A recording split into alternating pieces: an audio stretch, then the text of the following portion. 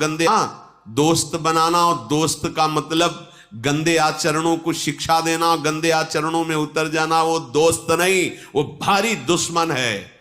मित्र उसे कहते हैं जो कुपथ निवार सुपंथ चलावा, जो कुमार्ग से हटाकर सतमार्ग में पहुंचाए, उसे मित्र नहीं कहते। जो धर्म भ्रष्ट कर दे, जो हमारी आदतों को गंदी कर दे, जो हमारे साथ खिलवाड़ करके हमारे जीवन को बर्बाद कर दे, उसे मित्र कहते हैं। वो दुश्मन है, केवल मित्र का बाना पहनकर हमारा सर्वनाश कर रहा है। हम अपने माता पिता, धर्म, सतमार्ग सबका त्याग करके ऐसे दुश्मन जो हमारे जीवन को नष्ट कर दे, उनको हम कहते हैं फ्रेंड कहते हैं। ये फ्रेंड है, बिल्कुल सावधान हो जाइए।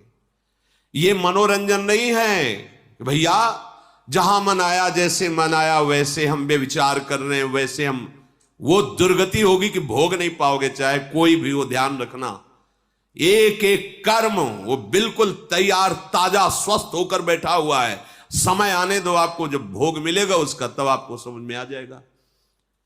हाथ जोड़कर सबसे प्रार्थना है, अगर आपका ब्याह हो गया तो जिससे पाणी ग्रहण किया धर्म पूर्वक, नहीं है तो जीवन भगवान के चरणों में अर्पित करके इंद्रियों का संयमन करो। ये व्यभिचार प्रवृत्ति, ये गंदी आदत सर्वनाश कर देगी, तुम्हें कभी सुख नहीं मिलेगा।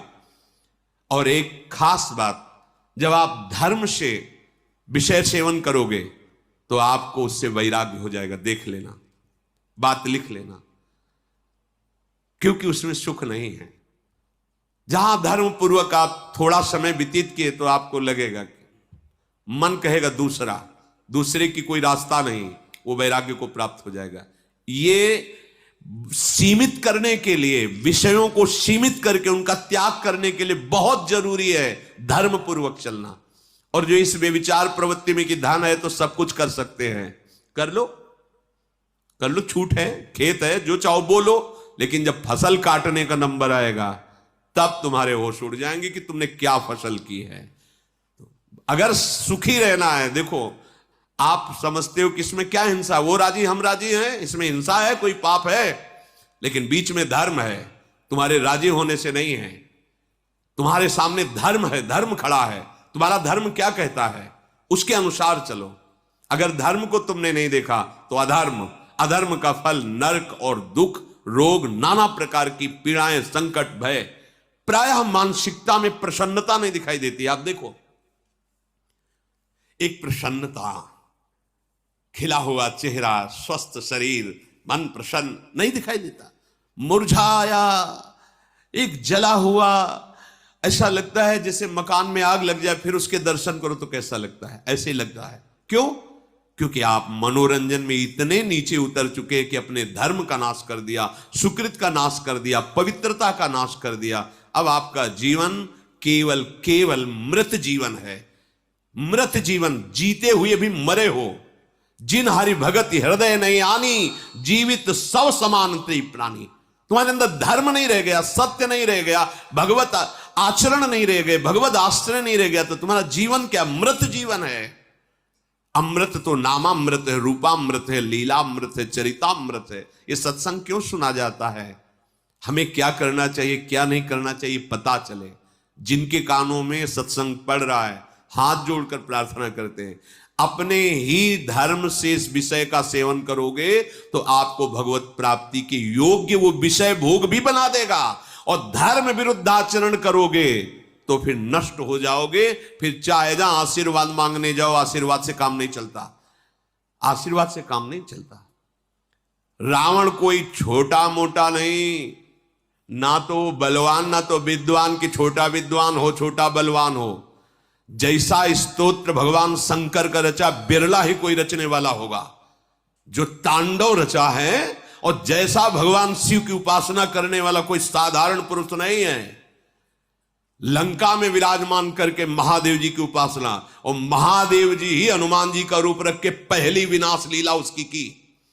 पहली अशोक वाटिका से प्रारंभ किया, पूरे लंका को श्रीहीन कर दिया, भयभीत कर दिया, हाहाकार मच गया लंका। वही है, वही, दूसरा नहीं।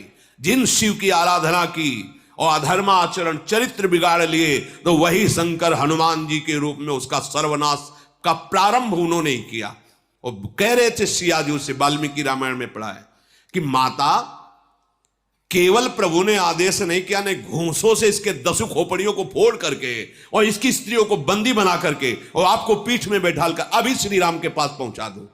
अभी पीछे सुना था महाभारत प्रसंग में भीम जी से कहा था, जब भीम ने कहा कि आप ऐसे समर्थ हैं तो फिर आपने रावण, तो उनका मेरे स्वामी का यश बढ़े। स्वामी जब सिया जी को लाएंगे तो विशेष पावन चरित्र का गान होगा, नहीं तो अपने प्रभु के प्रसाद से इतना समर्थ था, एक रावण क्या, एक रावण क्या। भगवान शंकर की आराधना करने वाला रावण अद्वितीय महापुरुष है, ऐसा नहीं। झूला झुलाते हैं अपनी श्री जी को रस्सी में और से बांधकर सिंहासन, उसने अपनी भुजाओं में झूला झुलाया कैलाश सहित भगवान उमा पार्वती जी को 20 बार ऐसे उठा।